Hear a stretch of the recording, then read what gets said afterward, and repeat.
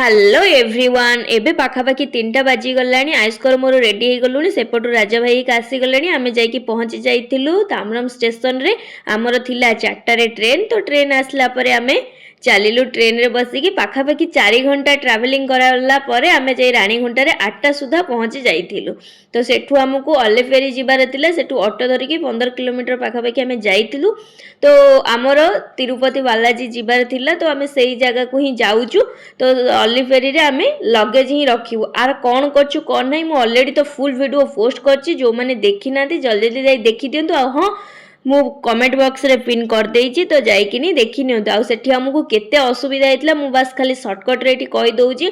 तो अपेक्षा परे राती 2टा रे ही आमर टिकेट मिली जाइतिला। 2टा परे पुणी अपेक्षा कला परे 4टा रे ही आमे लगेज रखिकिनी 4टा परे आमे ही चलीबा स्टार्ट करथिलु। आगु को देखा हबो नेक्स्ट वीडियो रे।